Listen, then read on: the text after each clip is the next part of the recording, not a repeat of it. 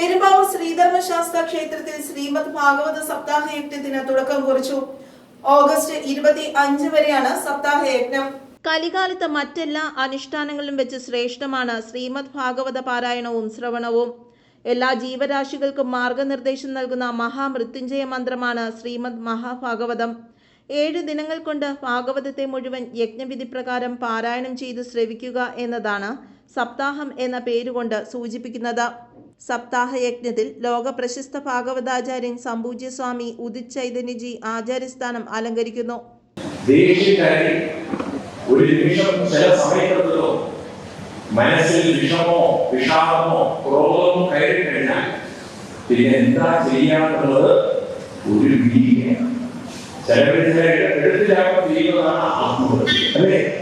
ചില സമയങ്ങളിൽ അവർക്ക് അവരെ തന്നെ കൺട്രോൾ ചെയ്യാൻ പറ്റാത്ത വായുകൂടിയിൽ മറിച്ച് പൊട്ടിത്തെറിക്കും.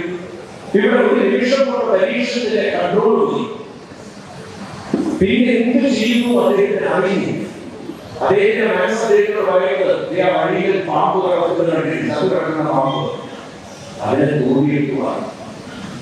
അദ്ദേഹത്തിന്റെ അമ്പുകൊണ്ട് ചത്തു കിടക്കുന്ന പാമ്പിന്റെ ജലം എടുത്തുകൊണ്ടുവന്ന് ഈ മഹർഷിയുടെ കഴുത്തിൽ മാലകൊണ്ടു കൊടുക്കുക. മഹർഷിയുടെ കഴുത്തിൽ മാറിയിട്ടും പാവം ആ മഹർഷി അതും അത്ര ജ്ഞാനത്തിൽ മുഴുകിയിരിക്കുന്ന ആളായിരുന്നു മഹർഷി. അതുകൊണ്ട് മഹർഷി അതിനെല്ലാം സംഭവിക്കും. ഓഗസ്റ്റ് 18 തുടക്കം കുറിച്ച സപ്താഹ യജ്ഞത്തിൽ രാവിലെ കലവറ നിരക്കിൽ ഉച്ചയ്ക്ക് 3 മണി മുതൽ നാരായണീയ പാരായണം, 5-ന് യജ്ഞശാലയിൽ പ്രതിഷ്ഠിക്കുവാനുള്ള ശ്രീകൃഷ്ണ വിഗ്രഹം യജ്ഞവേദിയിലേക്ക് ആനയിക്കൽ തുടങ്ങി ചടങ്ങുകൾ നടന്നു.